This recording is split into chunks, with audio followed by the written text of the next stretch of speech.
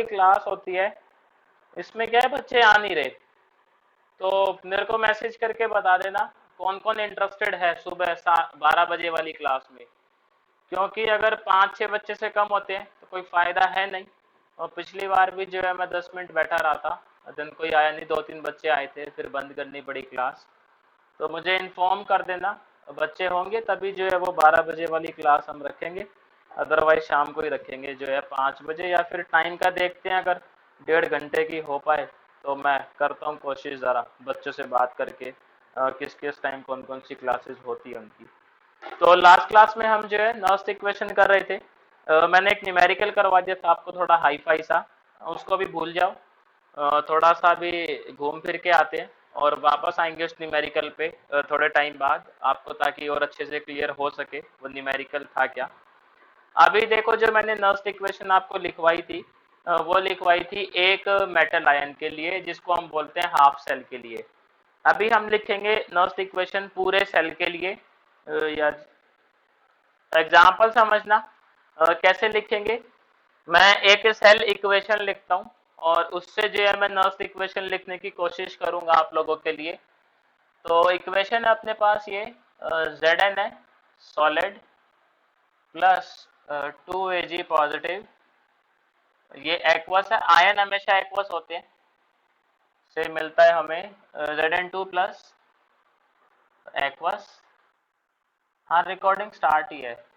2Ag, ये जो अपने पास सेल रिएक्शन है, और हमें जो है सेल रिएक्शन के लिए नर्स्ट इक्वेशन, ओहो आया बच्चा आया, हमें जो है इसके लिए नर्स्ट इक्वेशन जो है वो लिखना है।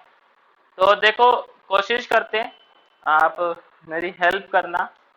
ई सेल जो होगा वो होगा अपना E cell is equals to E naught cell, जैसा कि मैंने बताया था आप लोगों को, माइनस यहाँ पे क्या आता है अपना R T by N F L N K C. इसको मैं थोड़ा सा जो है वो मॉडिफाई करता हूँ और आपको बात समझ में आएगी।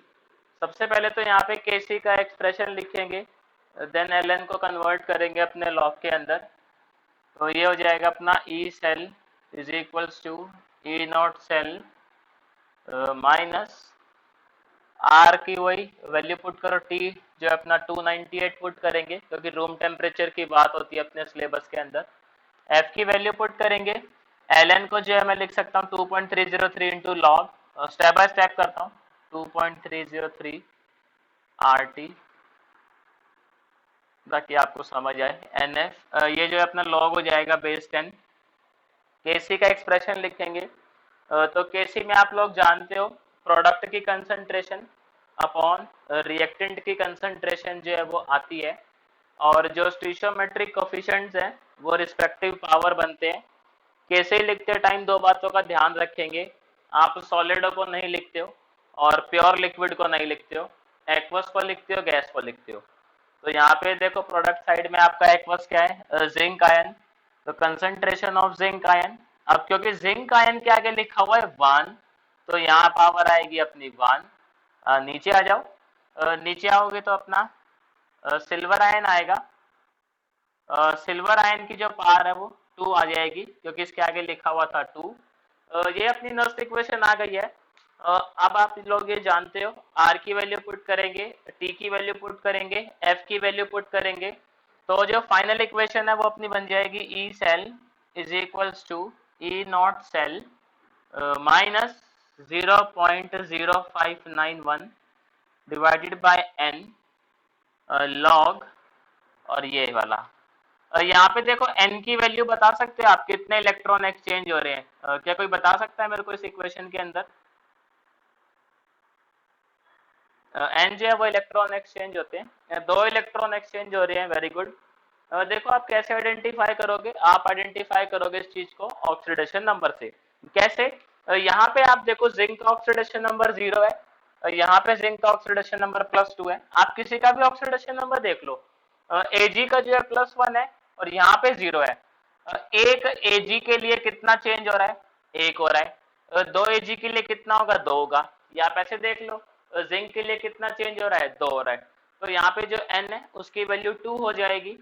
तो यहाँ पे जो फाइनल इक्वेशन अपनी वो आ जाएगी E cell is equals to E naught cell minus 0.0591 divided by 2 log और साथ में ये पूरी रामायण जिंक 2+ की concentration divide by AG ion की concentration raise to the power 2। तो बड़ा ही सिंपल था नर्स्ट इक्वेशन लिखना किसी सेल के लिए। इसमें किसी को डाउट है तो बताएं मेरे को, मैं रिपीट करूं, अदरवाइज आगे चलते। चलो नहीं है तो बता दिया करो। और देखो एक क्वेश्चन कर लेते हैं इसी पे बेस्ड, और मेरी हेल्प करना आप एक्सप्रेशन लिखने में। मैं क्वेश्चन लिखता हूँ।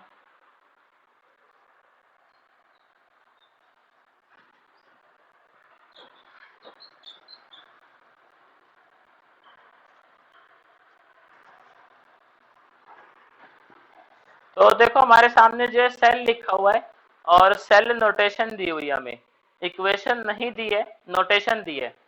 तो नोटेशन में लिखता हूँ आप लोगों के आगे। नोटेशन क्वेश्चन है, ऐसे लिखा हुआ है mg क्या। तो यार तुम बताते, मैं लिख रहा हूँ, कोई बात नहीं।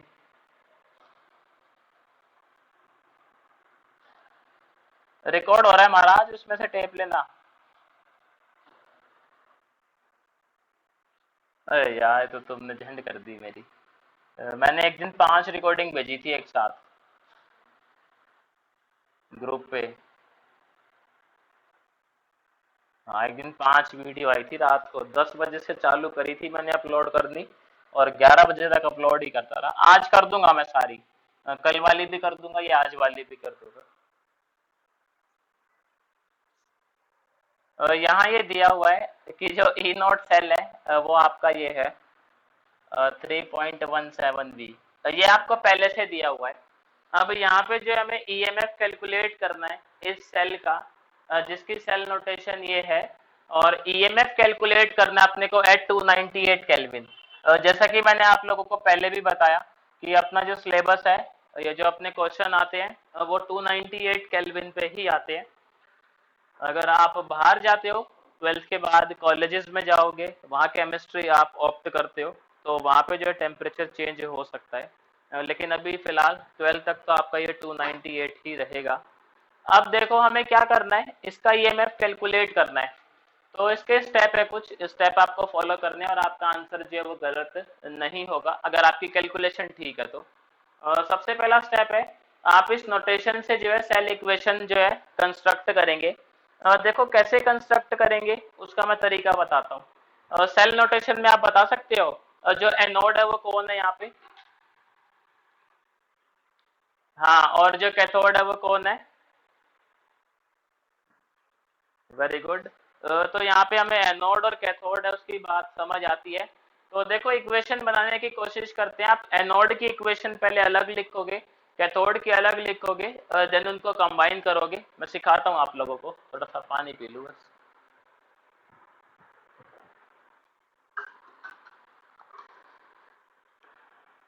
ओ महाराज, क्या बात।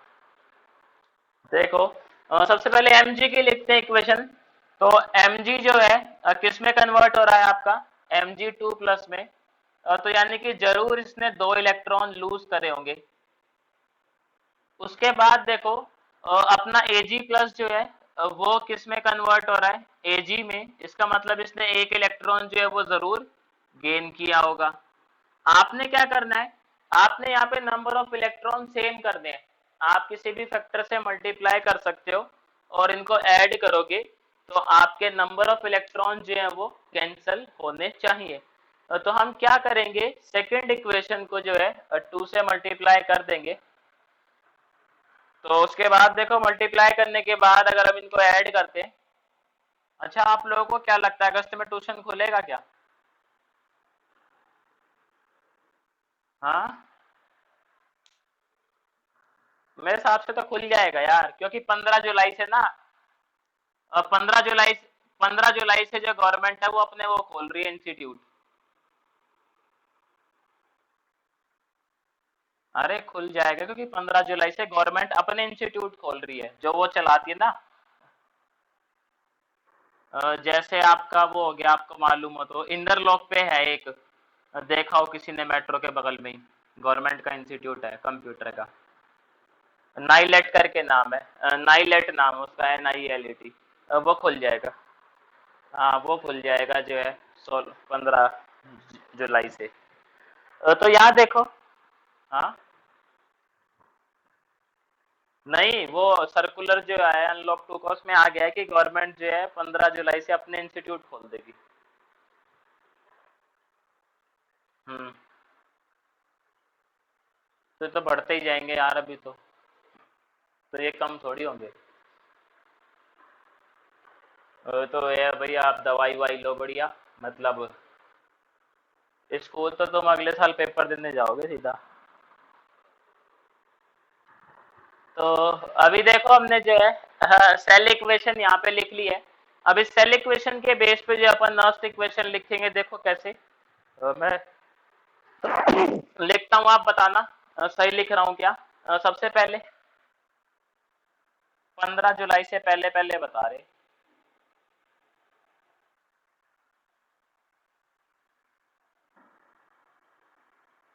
हाँ यहाँ पे देखो नंबर ऑफ इलेक्ट्रॉन एक्सचेंज कितने हैं आपके, दो। तो एन की वैल्यू सीधे 2 लिखोगे। लॉग प्रोडक्ट में mg की कंसंट्रेशन आएगी, और इसको सॉलिड लिख देना। और जो रिएक्टेंट है वहां से किसकी कंसंट्रेशन आएगी, Ag प्लस की। और एक मजे की बात बताऊं, हाँ जिसकी कंसंट्रेशन आती है ना, आपको उसी की यहाँ पे दी होती है वैल्यूज, देख लो। तो यहाँ पे कंसंट्रेशन आपको किसकी दी है, मैग्नीशियम आयन की दी हुई है, और यहाँ पे सिल्वर आयन की दी हुई है। एक्सप्रेशन के अंदर कंसंट्रेशन किसकी आ रही है, मैग्नीशियम आयन की एंड सिल्वर आयन की। ई नोट सेल आपको पहले से दिया हुआ है, और इससे मजे की बात क्या होगी, तो आपने बस सिर्फ वैल्यूज पुट कर देनी है। और जिन लोगों को लॉग नहीं आता सॉल्व करना, अब वो मुझे बता दे, मैं एक बारी फिर से सिखा दूंगा लॉग। इसको जो है ऐसे ही रहने देते हैं। अब यहाँ पे जो है वैल्यूज पुट करेंगे, देखो Mg2 प्लस जो है वो अपने पास ये है 0.130, और Ag प्लस की कंसंट्रेशन 1 × 10⁻³ -4। तो ये सीधा सीधा है 10⁻⁴ की पावर 2। ये हो जाएगा -8, ऊपर जाके हो जाएगा अपना +8।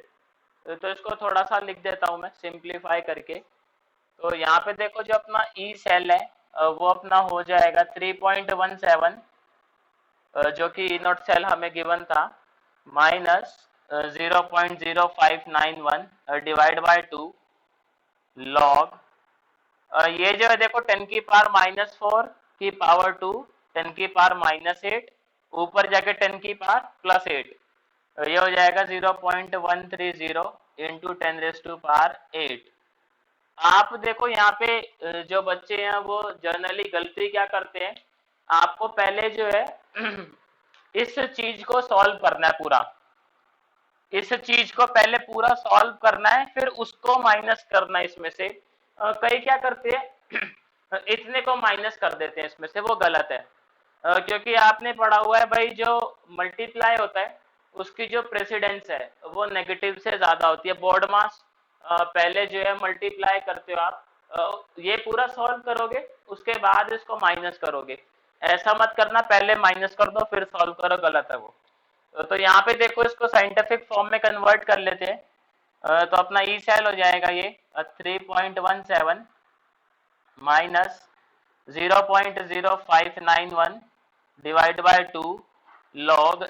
एक डेसिमल जो है मैं राइट लेके जाऊंगा, तो एक 10 की पावर कम हो जाएगी, तो हो जाएगा 1.3 इंटू 10⁻⁷। अब जो है ये 7 तो सीधा आ जाएगा। ये जो है कैसे देखोगे आप, 13 के 0 पे लॉग टेबल में, अगर किसी के पास अभी,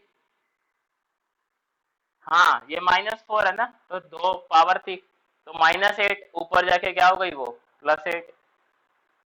किसी पे अगर लॉग टेबल है तो मेरे को बताओगे क्या, 13 के 0 पे क्या लिखा हुआ है लॉग टेबल। अरे शाबाश, इतने में तो मैं ही देख लूंगा अपने फोन में।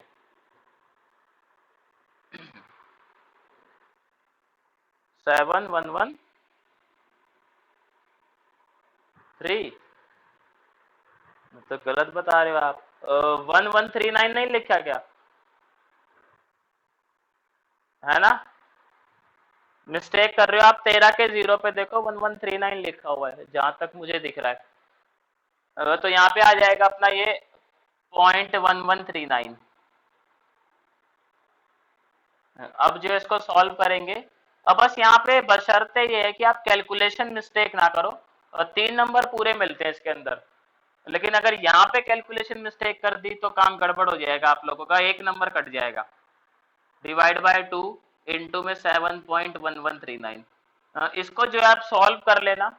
मैं सीधा जो है वो आंसर लिख रहा हूँ, और फास्ट कैलकुलेशन। आंसर आएगा अपना 2.96। ई सेल जो है अपना आ जाएगा 2.96। तो हमें इससे क्या मालूम चला कि जब कंसंट्रेशन आप ये कर दोगे और टेम्परेचर आप 298 कर दोगे, जो पहले सेल का ईएमएफ 3.17 था, अब वो 3.17 ना रह के आपका 2.96 हो जाएगा। यानी कि जो है उसकी वोल्टेज कम हो जाएगी अगर आप टेम्परेचर बढ़ा रहे हो और कंसंट्रेशन को जो है आप चेंज कर रहे हो। अब बेसिकली आप कंसंट्रेशन कम ही कर रहे हो। स्टैंडर्ड पे 1 मोलर लेते हैं, यहाँ पे देखो 1.13 है, एक तो अपनी 0.0001 है, काफी कम है। तो उस हिसाब से अपना ईएमएफ भी कम हो गया। इसको लिख रहे हो? पहले तो बताओ किसी को कोई डाउट इसके अंदर है तो बताओ मेरे को, मैं करूँ एक्सप्लेन। समझा देता हूँ मैं। किसी को पहले बताओ लॉग में दिक्कत है क्या? नहीं है? हाँ, मैं फिर एक दिन इसकी वीडियो बनाता हूँ, आप लोगों को भेजता हूँ लॉग की, कि लॉग जो है कैसे देखना है, लॉग और एंटी लॉग की दोनों की बनाता हूँ, टेंशन मत लो। अभी देखो एक बार फिर से मैं इसको ब्रीफली एक्सप्लेन करता हूँ, सवाल क्या था। सवाल ये था कि आपको सेल नोटेशन गिवन है ये, और वो पूछता है कि अगर ये सेल नोटेशन है तो 298 केल्विन पे इसका ईएमएफ क्या होगा अगर स्टैंडर्ड ईएमएफ ये है तो सेल का। तो सबसे पहले क्या काम करते हैं हम, सेल नोटेशन से इक्वेशंस लिखते हो आप, एनोड की अलग लिखते हो। Mg जो है Mg2+ में कन्वर्ट हो रहा है, इसका मतलब इसने 2 इलेक्ट्रॉन जो है वो लूज करे होंगे। और अपना Ag सिल्वर आयन जो है वो कन्वर्ट हो रहा है सिल्वर में, इसका मतलब इसने 1 इलेक्ट्रॉन गेन करा होगा। अब आपको क्या करना है, आप इन दोनों इक्वेशन को किसी ऐसे फैक्टर से मल्टीप्लाई करें कि इनके नंबर ऑफ इलेक्ट्रॉन कैंसिल हो जाएं। तो मैंने क्या करा, यहाँ पे नीचे वाले को 2 से मल्टीप्लाई कर दिया, तो मेरे नंबर ऑफ इलेक्ट्रॉन कैंसिल हो जाएंगे। आप इनको ऐड कर दो, ऐड करोगे तो यहाँ पे Mg सॉलिड है, मेटल है, क्योंकि भाई सिल्वर आयन है, आयन हमेशा एक्वस होता है, और 2 से मल्टीप्लाई कर दिया हमने इसको। और फिर यहाँ पे मैग्नीशियम आयन है, इधर अपना Ag है। अपना नर्स्ट इक्वेशन का एक्सप्रेशन लिखा।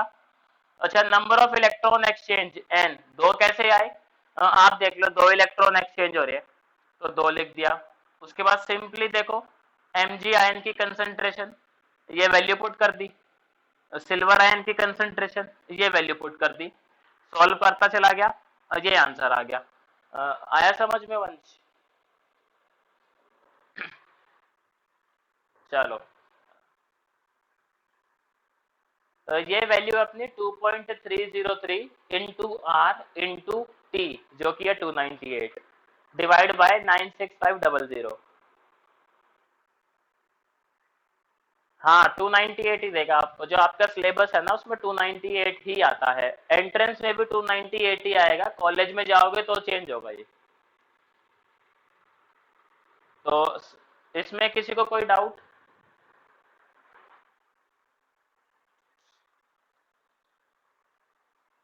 वाइडली, क्योंकि रूम टेम्परेचर है ना 298, देखो आप।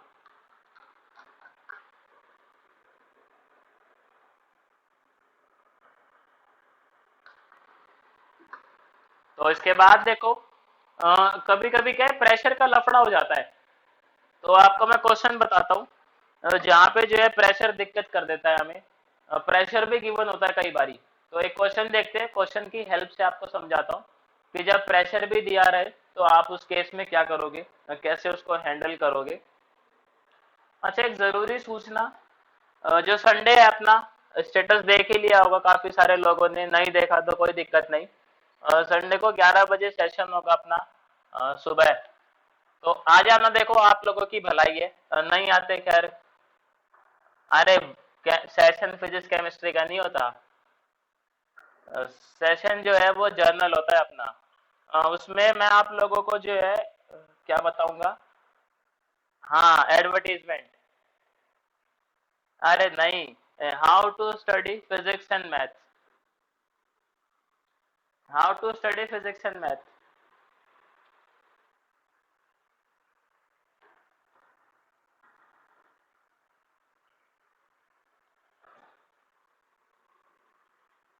चलो देखो सवाल देखते हैं। तो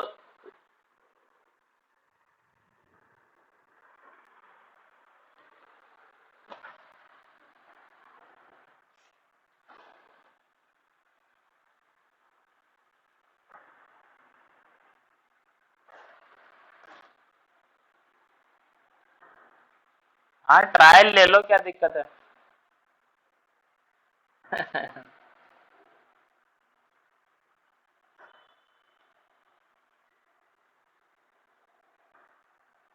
अच्छा यार, मेरे उसका भी अरे बात सुनो, मेरे वाले का भी प्रचार प्रसार कर देना थोड़ा सा। कोई कॉलेज का बच्चा हो, कॉलेज का बच्चा हो कोई।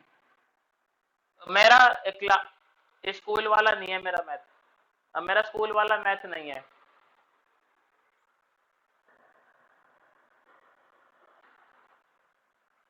हाँ, कॉलेज की होगी। हम्म।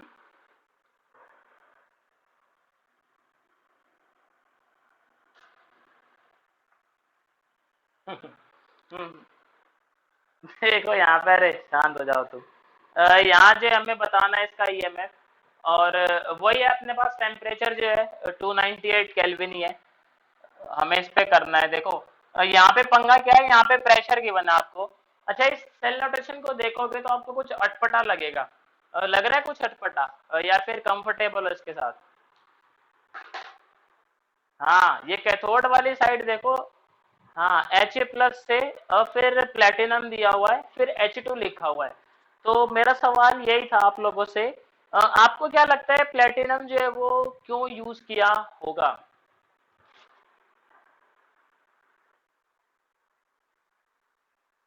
उससे क्या होगा।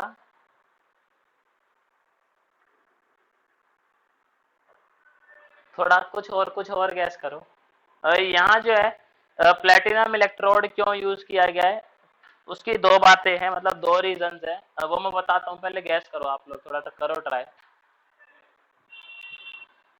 अच्छा, मेरे को एक बात बताओ, जब कैडमियम जो है कैडमियम 2+ में कन्वर्ट होता है, तो कैडमियम अपना मेटल होता है, और कैडमियम 2+ जो है अपना वो एक्वस स्टेट में चला जाता है, आयन। तो ना तो कैडमियम अपना जो कंटेनर है उससे बाहर जा सकता है, ना कैडमियम आयन बाहर जा सकता है, क्योंकि सॉल्यूशन तो अपना कंटेनर के अंदर ही है। लेकिन जब आपका H+ H2 में कन्वर्ट हो रहा है, H+ तो चलो अपना आयन है, वो तो सॉल्यूशन के अंदर रहेगा, एक्वस के अंदर। लेकिन H2 अपनी गैस है, तो गैस को अगर हम कंट्रोल नहीं करेंगे तो क्या वो कंटेनर के अंदर रहेगी। नहीं रहेगी।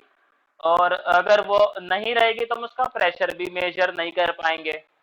तो यहाँ पे देखो, जो प्लेटिनम इलेक्ट्रोड है ना, वो यूज करा जाता है हाइड्रोजन को एडजॉर्ब करवाने के लिए। हाइड्रोजन गैस क्या है, इसके सरफेस पर, प्लेटिनम के सरफेस पर चिपक जाता है, एडजॉर्ब हो जाता है। अब सवाल ये आता है कि यहाँ पे प्लेटिनम ही क्यों कंसीडर किया गया, कॉपर हो गया, जिंक हो गया, वो क्यों नहीं कंसीडर करे, क्योंकि प्लेटिनम का जो इलेक्ट हाँ बताओ। वो भी बात सही है, लेकिन जो अपना प्लेटिनम है ना, अब वो इनर्ट है। आप ये देखो, वो जो है रिएक्ट नहीं करता यार, ये भी बात सही है, मतलब है तो वही कि वो नीचे प्रेजेंट होता हाइड्रोजन से, तो वो रिएक्ट नहीं करता हाइड्रोजन के साथ।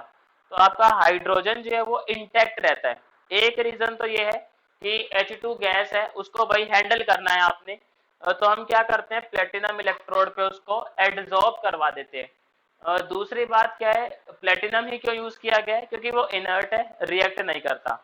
अदरवाइज अगर आप ऐसा इलेक्ट्रोड ले लो कि जो रिएक्ट ही कर जाए तो काम गड़बड़ हो जाएगा अपना, डेटा जो है वो फिर सही नहीं रहेगा।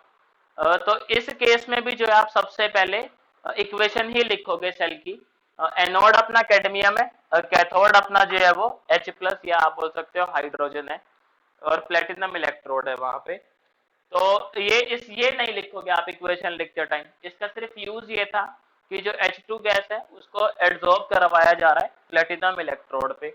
और क्यों यूज करना पड़ता है ये आपको मैंने बता ही दिया प्लेटिनम इलेक्ट्रोड को। तो इक्वेशन लिखते हैं सबसे पहले, देखो CD जो है वो कन्वर्ट हो रहा है अपना कैडमियम 2+ में, और 2 इलेक्ट्रॉन जो इसने लूज करे होंगे। अपना जो H+ है वो 1 इलेक्ट्रॉन गेन करता है और हाफ H2 बनाता है। लेकिन यहाँ पे देखो नंबर ऑफ इलेक्ट्रॉन जो है वो बैलेंस नहीं हो रहे हैं, तो आप क्या करोगे, सेकंड इक्वेशन को 2 से मल्टीप्लाई कर दोगे ताकि आपके जो इलेक्ट्रॉन है वो कैंसिल आउट हो जाए। 2 से मल्टीप्लाई करेंगे और ऐड कर देंगे। ऐड करने पर देखो जो अपनी इक्वेशन बनेगी वो ये बन जाएगी, CD अपना मेटल है और 2H+, आयन हमेशा एक्वस होता है। उसके बाद यहाँ पे हमें मिलेगा CD2+, जो कि एक्वस होगा। देन अपने को मिलेगा H2 गैस। अब यहाँ पे गैस का बड़ा लफड़ा है क्योंकि गैस का इन्होंने प्रेशर भी दिया हुआ है, तो उसका मैं बताता हूँ तरीका, इसको नेक्स्ट इक्वेशन में इनकॉर्पोरेट कैसे करेंगे। सबसे पहले आप नॉर्मल इक्वेशन लिखो। नॉर्मल इक्वेशन लिखने के लिए हमें क्या चाहिए होता है, E cell is equals to A naught cell minus 0.0591। Number of electron exchange यहाँ भी 2 ही हैं, लॉग। अभी देखो यहाँ पे क्योंकि इसका प्रेशर गिवन है और प्रेशर 1 के अलावा कुछ और है, आपको सिर्फ ये ध्यान रखना है प्रेशर जो है वो 1 नहीं होना चाहिए, 1 के अलावा कुछ और होना चाहिए। 0.5 जैसे कि हो सकता है 1.5 होता, 1.7 होता। जब भी प्रेशर आपको 1 के अलावा कुछ और गिवन होगा तब ये गड़बड़ होती है। अगर प्रेशर आपको 1 ATM गिवन है या 1 बार गिवन है तो कोई लफड़ा नहीं है, आपको प्रेशर को कंसीडर नहीं करना है। लेकिन 1 के अलावा कुछ और गिवन है तो आप यहाँ पे प्रेशर वाली टर्म भी जो है कंसीडर करोगे। देखो कैसे, सबसे पहले हम लिखेंगे यहाँ पे अपना H2, तो H2 का प्रेशर गिवन है, प्रेशर ऑफ H2, इसके आगे 1 लिखा हुआ है H2 के आगे, तो इसकी जो पावर है वो जाएगी 1। अगर इसके आगे 2 लिखा होता तो मैं इसकी पावर 2 लगा देता। फिर मल्टीप्लाई में अपना आएगा कंसेंट्रेशन ऑफ कैडमियम आयन, तो ये हो जाएगा CD2+ डिवाइडेड बाय, नीचे आ जाएगा अपना concentration of H+ raised to the power 2। अब इस क्वेश्चन में एक लफड़ा हो रहा है, लफड़ा क्या है, आपको यहाँ पे ई नॉट सेल नहीं दिया, आपको सिर्फ ये दिया है reduction potential of cadmium ion. तो मेरे को आप ई नॉट सेल बता सकते हैं क्या निकाल के क्या आएगा इसका, ट्राई करो, नहीं होगा तो फिर मैं तो हुई।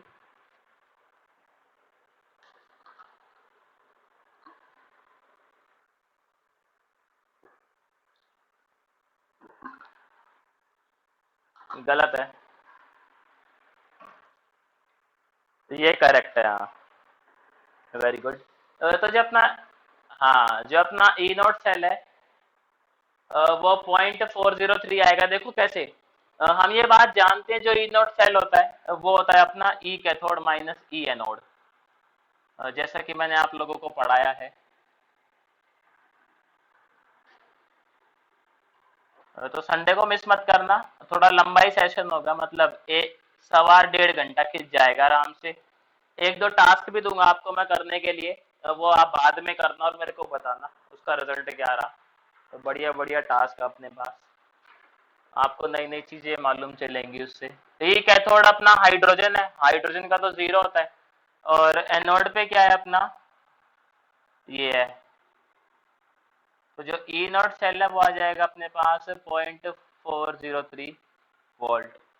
इस चीज को जो यहाँ पुट कर देंगे तो 0.403 minus 0.0591 divided by 2 log pressure of H2 सीधा लिखोगे 0.5 कंसेंट्रेशन ऑफ CD2 प्लस यदि अपने पास 0.10 divide by concentration of H plus 0.20 क्या हाइड्रोजन है ना, हाइड्रोजन का जो रिडक्शन पोटेंशियल है वो जीरो होता है। वो जो सीरीज है वो हाइड्रोजन के रिस्पेक्ट में ही बनाई गई है, वो तो अपना इसलिए जीरो हो जाता है ना। इसको जो है सॉल्व करोगे आप तो आंसर आ जाएगा। ये जो पूरी टर्म है करके मैं सीधा आंसर लिखता हूँ, इसको कर लेना। देखो सिंपल कैलकुलेशन है, और ना हो तो बता देना मेरे को, मैं वो भी करवा दूंगा, कोई दिक्कत नहीं है। बट एक बारी ट्राई कर लेना जरा खुद से पहले। तो मैं सीधा आंसर लिखता हूँ, जो इसका आंसर है वो अपना आएगा 400 पॉइंट 400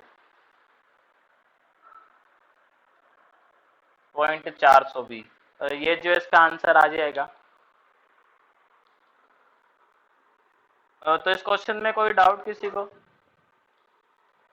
देखो कैलकुलेशन है वो एक बार ट्राई कर लेना, नहीं होता है कोई बात नहीं, मुझे बता देना, करवा दूंगा वो भी, कोई दिक्कत नहीं है।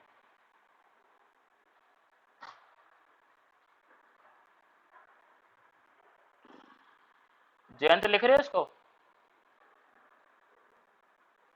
कि आगे चले?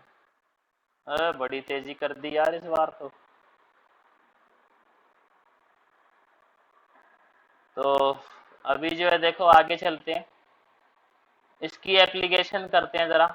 ई सेल की एक अब कभी कभी क्या है, हमें पूछता है केसी निकाले, मतलब केसी की वैल्यू कैलकुलेट करें।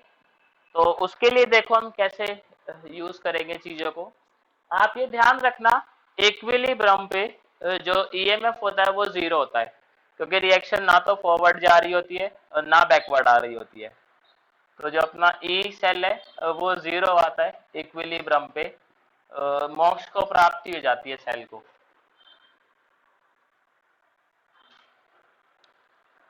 तो उसमें क्या आपसे केसी पूछेगा, तो उसका देखो फॉर्मूला है। फॉर्मूला क्या कहता है, अपना नॉस्ट इक्वेशन का ही देखते हैं पहले फॉर्मूला। जो अपना ई सेल है वो अपना होता है E naught cell minus 0.0591 divided by N log K C. ये अपना फॉर्मूला था। हमें क्या करना है, यहाँ से के सी जो है वो निकालना है। तो देखो कैसे निकालेंगे, इक्विलिब्रियम पे हमें ये चीज मालूम है कि जो आपका ई सेल है वो जीरो हो जाता है। तो आप लिख दोगे यहाँ पे एट इक्विलिब्रियम। यार गर्मी जो है ना आजकल बहुत ज्यादा ही तेज हो गई है।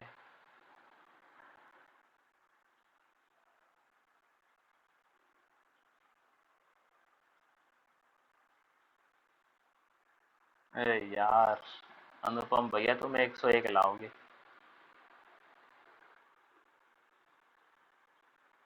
दुआ मिलती रहेगी बस, फीस टाइम टाइम आ जाए तो दुआ रुकती नहीं है।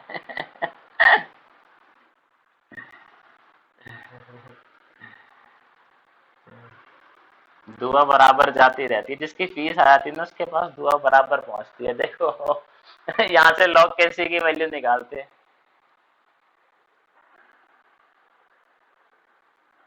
तो अपना ये हो जाएगा। वैसे यार फीस अपनी कम ही है, ज्यादा नहीं है ना, बाकी सबसे तो कम ही है।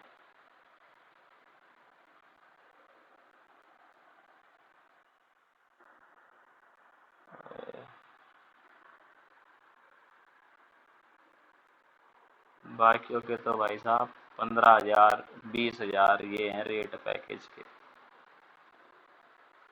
तो ये अपना आ गया फाइनल एक्सप्रेशन। अब एंटीलॉग देखने में आप लोग कंफर्टेबल होने चाहिए, तब जो इस फॉर्मूले को आप यूज कर सकते हो। अगर एंटीलॉग में गड़बड़ कर दोगे तो गया अपना आंसर। तो एंटीलॉग और लॉग की, हाँ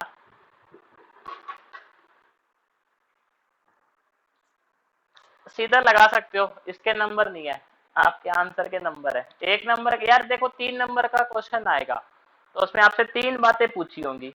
उन 3 बातों में से एक बात ये होगी कि केसी बता दो। तो 1 नंबर का क्वेश्चन हो गया बेसिकली। अब इसमें 1 नंबर है किस चीज का कि आपने एंटीलॉग सही देखा हो बस। तो जिनको एंटीलॉग आता है वो वेल एंड गुड, जिनको नहीं आता है मैं सिखा दूंगा। अब ये क्वेश्चन करते हैं इस फॉर्मूले पे बेस। मैं वीडियो बना दूंगा एक लॉग और एंटीलॉग की, टेंशन ना लेना, उसमें जो आपको क्लियर हो जाएगा। तो एक क्वेश्चन कर ही लेते हैं लगे हाथ। हाँ, और आपसे पूछ लेगा एनोड कौन है, कैथोड कौन है, या ई सेल बता दो कुछ कंडीशन, आपकी कंसंट्रेशन देके ऐसे ही पूछ लेता है। तो करेंगे बोर्ड के प्रीवियस ईयर भी अपन लोग, एक बार ही अपना सिलेबस हो जाए फिर सारा ही करेंगे। क्वेश्चन है अपने पास बहुत सारे करने को। तो देखो जो है क्वेश्चन लिखता हूँ मैं इधर। अपने पास इक्वेशन दी है सेल की, और किसी को केमिस्ट्री में ज्यादा ही इंटरेस्ट है तो मेरे से बुक ही ले लेना। बुक पढ़ी है मेरे पास, फिजिकल केमिस्ट्री की 3 बुक पढ़ी है। तो जिसको हो इंटरेस्ट है वो कर लेना सॉल्व, मैं दे दूंगा बुक।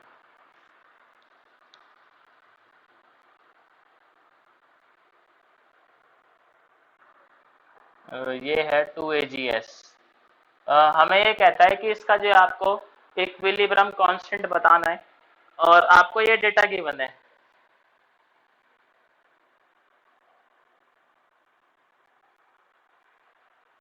और ना आप लोग जो है सारे के सारे बुक पढ़ने की जो है वो आदत डालें अभी से।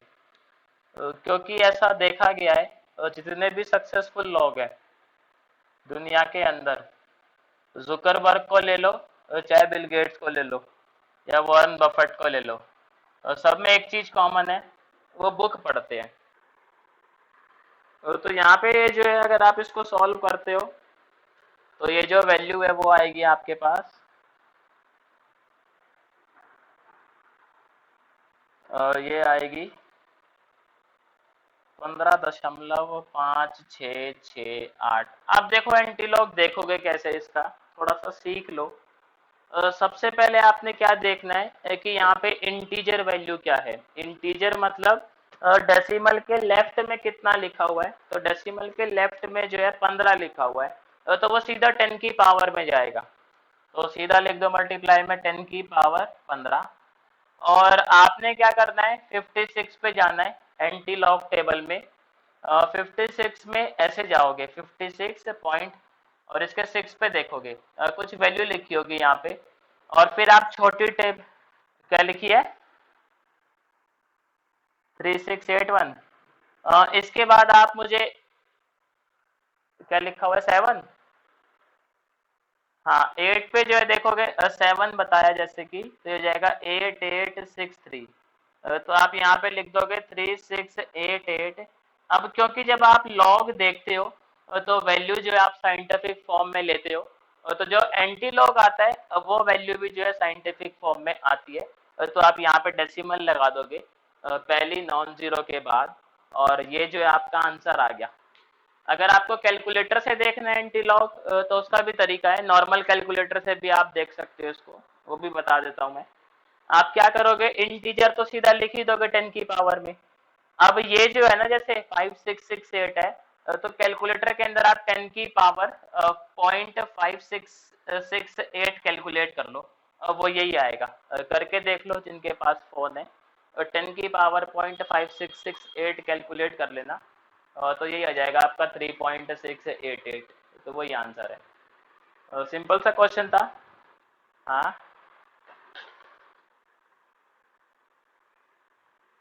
आप देखो ना जब लॉग लेते हो देखना स्टार्ट करते हो तो वैल्यू कौन सी फॉर्म में कन्वर्ट करते हो, साइंटिफिक फॉर्म में कन्वर्ट करते हो। तो लॉग का उल्टा क्या है, एंटी लॉग। तो आप ये समझना जब लॉग में वैल्यू गई थी तो साइंटिफिक फॉर्म में गई थी, तो जो एंटी लॉग से वैल्यू बाहर आएगी वो भी आपकी साइंटिफिक फॉर्म में ही आनी चाहिए। नहीं नहीं नहीं नहीं नहीं, साइंटिफिक फॉर्म में लेके करते हैं हम। और जो वैल्यू होती है आप कभी भी देखो साइंटिफिक फॉर्म में होती है लॉग देखने से पहले, और नहीं है तो उसको पहले कन्वर्ट करते हैं साइंटिफिक फॉर्म के अंदर, है ना। तो जो फिर आंसर एंटी लॉग से वो भी साइंटिफिक फॉर्म में ही आता है। कई टीचर वैसे भी बताते हैं बिना साइंटिफिक फॉर्म के भी, बट मैं उसको रिकमेंड नहीं करता। अपनी अपनी मर्जी है। साइंटिफिक फॉर्म वाला स्टैंडर्ड तरीका है, मतलब हर जगह वैलिड है और समझ आ जाता है सबको। और टीचर बताते हैं कि जैसे 203 लिखा हुआ है, तो 203 में 3 डिजिट है, तो आप 2 लिख दो पहले और फिर 20 के 3 पे देख लो। वो भी तरीका है, बट वो प्रेफर नहीं करना चाहिए। बाकी अपनी अपनी चॉइस है। तो ये तरीका था अपना, देखो ये कैसे कैलकुलेट करने का। बड़ा ही सिंपल न्यूमेरिकल आता है, बस इसमें कैलकुलेशन करेक्ट होनी चाहिए आपकी। तो अपना जो ईएमएफ वाला टॉपिक है वो इतना ही है, नस्ट इक्वेशन वाला। मैं ऐसा मानता हूँ अगर आपको ये 2-3 क्वेश्चन समझ आए हैं, तो आप कोई भी क्वेश्चन जो है इस पे कर सकते हो, नस्ट इक्वेशन पे आपको कोई दिक्कत नहीं आएगी, बशर्ते आपकी कैलकुलेशन करेक्ट हो। लॉजिक में कोई दिक्कत नहीं आएगी, आपको एक्सप्रेशन लिखने में भी कोई दिक्कत नहीं आएगी। हो सकता है कैलकुलेशन जिनकी थोड़ी सी स्लो है उनको थोड़ा सा इरिटेट करे ये, बाकी वैसी कोई दिक्कत आएगी नहीं आप लोगों को। तो इसके बाद देखो जो अपना अगला टॉपिक है, पहले तो बताओ इस टॉपिक में कोई डाउट है क्या, अब फिर अगला टॉपिक देखते हैं, वो बड़ा ही आसान है। नहीं है डाउट? बहुत अच्छे बच्चे हो, वैसे तुम्हारे डाउट आते नहीं कभी। चलो देखो, अगला देखते हैं। इसके बाद है अपना टॉपिक गिब्स एनर्जी। तो गिब्स एनर्जी हम पहले भी पढ़ चुके हैं, याद है किसी को कहाँ पढ़ा है अपन लोगों ने?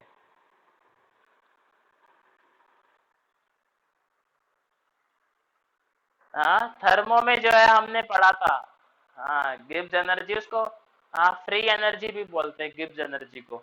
तो गिब्स एनर्जी बताती क्या, याद है किसी को?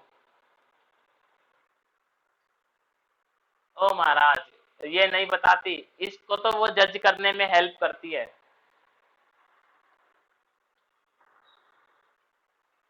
वो तो एक तरीके से आप उसकी, गल, वो तो डेल्टा यू होता है, मतलब यू होता है, डेल्टा ही तो चेंज होता है, यू होता है इंटरनल। हाँ हाँ, वो यू होता है। हाँ वो यू होता है, यू यू सम जो है। तो जी, वही तो पूछ रहा हूँ मैं, क्या होता है? हाँ यही होता है, देखो बताता वही है कि कोई सिस्टम है, आप उससे कितना जो है यूजफुल वर्क ऑब्टेन कर सकते हो, वो गिब्स बताता है। एग्जाम्पल के तौर पर समझना, समझ आएगा आपको। और बड़ा ही सिंपल सी बात बोलता है गिब्स। देखो, गिब्स एनर्जी का ज्यादातर जो यूज है वो इंजन के अंदर होता है। जब गाड़ी का इंजन बनता है तो समझना, मान लो आपने जो एनर्जी दी 100 जूल, 100 जूल जो है हम उसको एनर्जी खिला रहे हैं, और गिब्स एनर्जी निकल के आती है 70 जूल। तो इसका मतलब ये है, आप कुछ भी कर लो और 30 जूल जो आपकी वेस्ट जाएगी ही जाएगी। आप कुछ नहीं कर सकते उस 30 जूल का। आप जो है अपने जो आपने इंजन बनाया है, आप उससे सिर्फ 70 जूल जो है उसका ही वर्क करवा सकते हो। 30 जूल जो है आपके बेकार होने ही होने। मैंने पहले भी बताया है और फिर से रिपीट कर देता हूँ एक बारी, कि समझना, जो अपनी जैसे एक तो स्प्लेंडर है 60,000 की, एक अपनी हायाबूसा है, तो वो 10 लाख की, 10 से भी ज्यादा की है। तो कुछ तो फर्क होगा इन दोनों में, कि स्प्लेंडर इतनी सस्ती क्यों है, हायाबूसा इतनी महंगी क्यों है, ये स्पोर्ट्स बाइक इतनी महंगी क्यों आती है। उनमें क्या होता है, जो उनका इंजन होता है ना, इंजन बहुत रिफाइंड होता है। रिफाइंड का मतलब क्या है, उनमें वेस्टेज जो है वो कम से कम होती है। आप इसको ऐसे भी समझना, कि जैसे नैनो 1 लाख की आती है और जैगवार 1 करोड़ की आती है, तो 100 गुना महंगी हो गई नैनो से। तो अब दोनों में ऐसी क्या खास बात है भाई? जो जैगवार है ना, उसका जो इंजन है वो काफी रिफाइंड है। रिफाइंड मतलब उसका जो एफिशिएंसी है वो बहुत ज़्यादा है जैगवार वगैरह का इंजन की। लेकिन जो सस्ती गाड़ी आती है, उनका जो इंजन है ना, आप समझना, आप अगर 100 रुपए का पेट्रोल डलवाते हो, नॉर्मल जो कार होती है, आप उसके 30 रुपए का पेट्रोल ही यूज कर पाते हो। 70 रुपए का पेट्रोल जो आपका वेस्ट जाता है इन दी फॉर्म ऑफ हीट, और आप उसका कुछ नहीं कर सकते। लेकिन जो महंगी कार होती है उनमें जो है वेस्टेज कम होती है। वो आपको 60 से 70% तक एफिशिएंसी देती है। मतलब 100 रुपए का पेट्रोल डलवाते हो तो 60 रुपए या 70 रुपए तक का आप यूज कर लेते हो। अ, अरे वो पावर ज्यादा है, पावर ज्यादा है ना, पावर। आप बात सही है। अरे तुम बात नहीं समझ रहे, बात है पावर की। जिसकी पावर ज्यादा होगी कंजम्पशन तो उसकी ज्यादा होगी। मैं कह रहा हूँ यूजफुल वर्क कितना करती है। तुम यहाँ पे 100 का पेट्रोल डलवा रहे हो नॉर्मल कार में तो 30-40 का ही पेट्रोल यूज हो पाता है मैक्सिमम, बाकी वेस्ट होता है। लेकिन स्पोर्ट्स कार है, स्पोर्ट्स बाइक, उसमें 100 का डलवाते हो और 70 से 60 रुपए का यूज हो जाता है। बाकी जो है वेस्ट होना है। अब 70 से, हाँ अब वो अपनी अपनी परसेप्शन है यार हर चीज को लेकर। तो ये जो है ये सारी बातें ना हमें गिब्स एनर्जी से पता लगती है। कि कोई इंजन जो है वो कितना एफिशिएंट है, उसकी एफिशिएंसी क्या जा रही है, कितना बढ़िया है वो। तो हम उस गिब्स एनर्जी से जो है सारा बताते हैं। अब सेल के अंदर भी सेम बात है। और सेल से आपने वर्क करवाना है, मतलब जो आपने करंट लेना है उससे, सेल से। तो हमें वो बताएगा कि जो सेल है आप उससे कितना यूजफुल वर्क जो है वो करवा सकते हो तो सेल से। मतलब अगर उसके अंदर 100 जूल एनर्जी स्टोर्ड है और मान लो गिब्स एनर्जी आती है 70, तो उसका मतलब ये है कि हम 70 जूल को जो है वर्क में करवा सकते हैं कन्वर्ट। 30 जूल अपनी वेस्ट होगी होगी, हो सकता है हीट की फॉर्म में वेस्ट हो, चार्ज लीक कर जाए, अब उसका हम कुछ नहीं कह सकते। लेकिन 30 जूल वेस्ट होनी होनी है। तो गिब्स एनर्जी का ये इम्पोर्टेंस है। बाकी उसकी वो एप्लीकेशन है कि स्पॉन्टेनिटी बताता है, नॉन स्पॉन्टेनियस बताता है, वो सारी एप्लीकेशंस आती हैं उसकी। तो डेल्टा जी का फॉर्मूला देखते हैं सेल के केस में क्या होता है। आप वैसे ध्यान रखना, जितनी जितनी महंगी गाड़ी या बाइक होती है ना, उसका इंजन जो है वो उतना ही बढ़िया होता है, मतलब उतना ही रिफाइंड होता है, एफिशिएंसी उतनी ज्यादा होती है। तो जहाँ पे जो डेल्टा जी है वो अपना होता है -NFE। अगर आप स्टैंडर्ड निकाल रहे हो तो ई नॉट सेल लेते हो। अगर आप किसी भी कंसंट्रेशन पे निकाल रहे हो तो सिंपल जो है आप ई सेल लेते हो। और यहाँ पे एन आपके नंबर ऑफ इलेक्ट्रॉन एक्सचेंज है, कि आपके जो है सेल के अंदर कितने इलेक्ट्रॉन एक्सचेंज हो रहे हैं। एफ अपना फेरेडे है 96500। ई नॉट सेल आप जानते ही हो। या फिर ई सेल की बात करें तो नॉस्ट इक्वेशन से पहले हम ई सेल निकालेंगे, देन जो हम डेल्टा जी कैलकुलेट करेंगे ये फॉर्मूला लगा के। तो ये फॉर्मूला है अपना एक डेल्टा जी निकालने का। देखो एक फॉर्मूला और है कि अगर हम डेल्टा जी निकाल लेते हैं उसके बाद अगर हमें केसी बताना हो तो उसका भी फॉर्मूला है अपने पास, 11th में पढ़ा था, याद है क्या किसी को डेल्टा जी और केसी का फॉर्मूला?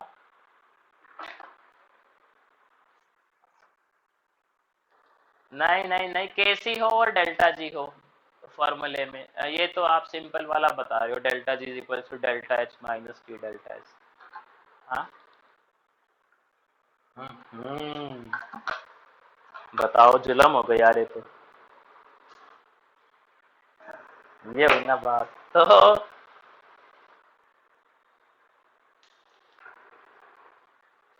देखो याद है कि हमने ये पढ़ा था डेल्टा जी जो होता है वो होता है -2.303 NRT log के सी, याद है ये? तो आप इस रिलेशन को भी यूज कर सकते हो आप केसी कैलकुलेट करने के लिए। बट इस रिलेशन को अगर आप यूज करते हो तो पहले आपने जो है यहाँ पे स्टैंडर्ड आएगा, आपने पहले जो है यहाँ से डेल्टा जी कैलकुलेट करना है और देन डेल्टा जी कैलकुलेट करने के बाद आपने केसी कैलकुलेट करना है, या फिर आप वो डायरेक्ट फॉर्मूला भी लगा सकते हो, इच्छा आपकी है। दोनों से आंसर जो है वो सेम आता है। एक क्वेश्चन को करेंगे दोनों मेथड से, दोनों से सेम आएगा अपना केसी। तो कोई जिसको जोन सा आसान लगता है वो वाला तरीका यूज करे या जिसमें कंफर्टेबल है। तो देखो आज हमने जो करा है, आज हमने करा नस्ट इक्वेशन के दो तीन रूप देखे हैं। अगर प्रेशर गिवन है तो आप उसको कैसे हैंडल करोगे, उसमें सिर्फ एक बात ध्यान रखनी है, प्रेशर अगर 1 बार या 1 ATM के अलावा